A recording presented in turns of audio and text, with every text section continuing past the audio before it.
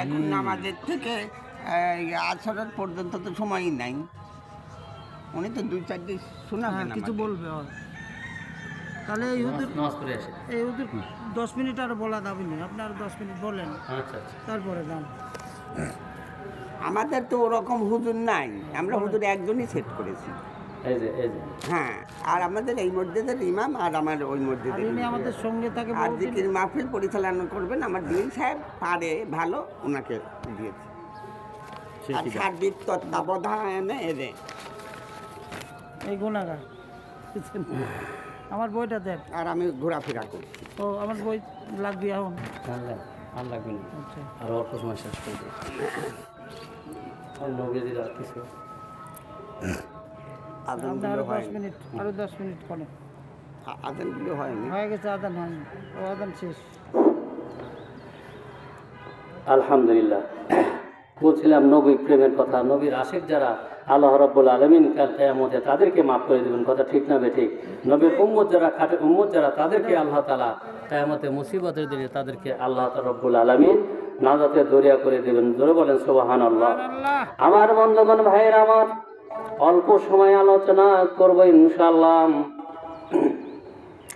উহুদের প্রান্তরা হযরতে আমির হামজা রাদিয়াল্লাহু আনহুকে শহীদ করা হয়ে গেল। আহার নবী খুব ব্যথা পেলেন।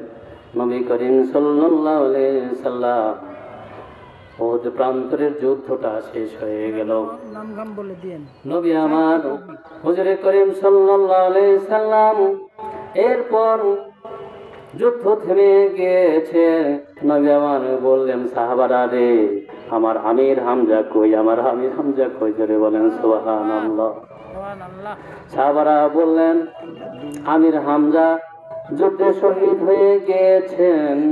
নবী ব্যথিত হলেন, কে গো শহীদ করেছো? আমি বলছি, কে গো শহীদ করেছো? ভাইরা আমার, আমি বলছি, যদি আমরা তওবা করে নিয়ে আল্লাহ তাআলার কাছে যদি তওবা করি, আজকে এমন একটি মাহফিল হবে, সেখান থেকে আমরা তওবা করে নেব। আল্লাহ রাব্বুল আলামিন আমাদেরকে সকল গুনাহ মাফ করে দিবেন। যারা বলেন সুবহানাল্লাহ। এরপর নবী করিম সাল্লাল্লাহু আলাইহি ওয়াসাল্লাম বললেন, কে গো কে? আমার আমির হামজাকে শহীদ করেছো। অনেকদিন পর নবী করিম সাল্লাল্লাহু আলাইহি সাল্লাম মদিনাতে বসে আছেন।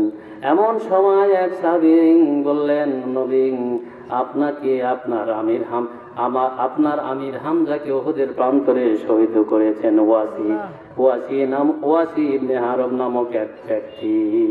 নবী করিম ব্যথিত হলেন আর ঘোষণা দিলেন, তোমরা যেখানে ওয়াসিকে পাও আমার কাছে ধরে নিয়ে আসবা। আর যদি ইসলামের পথে শোষিত তলে যদি ইসলামের কলেমা পড়ে মুসলমান হয়ে যায়, তাহলে ক্ষমা পাবে। ওয়াসির কাছে যাওয়া হলো। ওয়াসিকে বলা হলো, আল্লাহর নবী আপনাকে স্মরণ করেছেন, আপনাকে গ্রেফতারি পরোয়ানা জারি করেছেন। ওয়াসি বলেন, না না, আমি যাব না। কারণ হলো আমি মুশরিক, কারণ আমি নবীর দরবারে আমি যাব না, কারণ আমি নবীকে আর প্রশ্নের জবাব দিতে পারবো না। নবী আমার আবার বললেন, সাহাবা যাও, ওয়াসিকে জানিয়ে দাও, সে যদি কলেমা পড়ে, সে যদি তওবা করে মুসলমান হয়ে যায়, তাহলে আল্লাহর দরবারে তা ক্ষমা রয়েছে। বলেন আল্লাহু আকবার। ওয়াসি এইবার চাদরখানা ঢাকলেন, চাদরখানা গায়ে দিয়ে মুখখানা ঢাকলেন। বলেন আল্লাহু আকবার। চাদরখানা পরে মুখখানা ঢাকলেন। আস্তে আস্তে করে মদিনার দুয়ারে গেলেন। মদিনা যেতে যেতে যাতে করে কোনো কেউ না চিনতে পারেন, নিজেকে লুকিয়ে রেখে হুজুরে করিম সাল্লাল্লাহু আলাইহি সাল্লাম মসজিদে নববীর ভিতরে বসা রয়েছেন, সাহাবারা চারদিকে রয়েছেন। এরপরে ওয়াসি হঠাৎ করে মুখখানা ঢেকে গিয়ে এরপরে যখন নবীজির কাছে গেলেন, নবীজির কাছে গিয়া তিনি নবী করিম সাল্লাল্লাহু আলাইহি ইসলামকে জড়িয়ে ধরলেন। দিনের নবী, আমাদের বন্ধু নবী, প্রাণের নবী বললেন, কে গো, কে গো, তোমার মুখটা খোলো। দেখা গেল মুখটা খুললেন, ওয়াসির চেহারাটা তখন ধরা পড়ে গেল। সাহাবারা বসা ছিলেন, তারা বললেন, আল্লাহর নবী আপনি বলুন, ওয়াসিকে এখন শেষ করে দেন।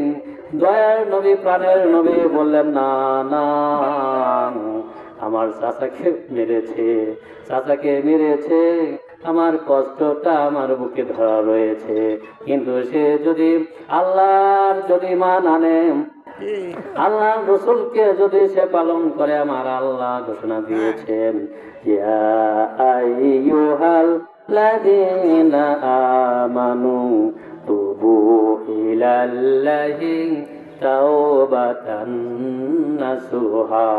জোরে বলেন আল্লাহু আকবার। আল্লাহ রাব্বুল আলামিন ঘোষণা দিয়েছেন, ইয়া আইয়ুহাল্লাযীনা আমানু তুবু ইলাল্লাহি তাওবাতান নাসুহা। বলেন আল্লাহু আকবার।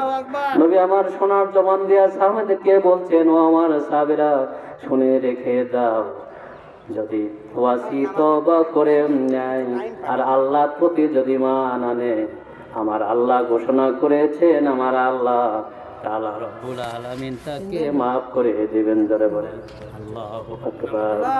নবী আমাকে জড়িয়ে ধরে ওয়াসি পড়ে নিলেন, লা ইলাহা ইল্লাল্লাহু মুহাম্মাদুর রাসূলুল্লাহ সাল্লাল্লাহু আলাইহি ওয়াসাল্লাম। সুতরাং আসুন আমরা যতই গুনাহ করি, আজকে এই মাহফিলে বসে আমাদের হুজুর কিবলা সাহেব আসবেন এবং ফুরফুরা শরীফের পীর মুফতি আজম মিজলা হুজুরের দৌহিত্র আওলাদ রসুল সৈয়দ আল্লাহ হযরত মাওলানা মোহাম্মদ আজমত হোসেন হুজুর সাহেব আসবেন ফুরফুরা শরীফ থেকে। সুতরাং তার কাছে আমরা তওবা করবো আজকে বসে বসে, এবং আল্লাহ তাআলার কাছে তওবা করব আল্লাহর সকল গুনার জন্য, তাহলে আল্লাহ পাক আমাদেরকে মাফ করে দিবেন। খাঁটি দিলে তওবা করলে আল্লাহ রাব্বুল আলামিন সবাইকে মাফ করে দেন। জোরে বলেন সুবহানাল্লাহ। সুতরাং আমরা সেই প্রত্যাশা রইলাম, আসুন আমরা তওবা করে আল্লাহ তাআলার কাছে আজকে ইনশাআল্লাহ মাফ চাইবো। আল্লাহ যেন আমাদের সবাইকে সেই তৌফিক ইনায়াত দান করেন। ওয়া মা তৌফিক ইল্লা বিল্লাহ। আসসালামু আলাইকুম ওয়া রাহমাতুল্লাহি ওয়া বারাকাতুহু।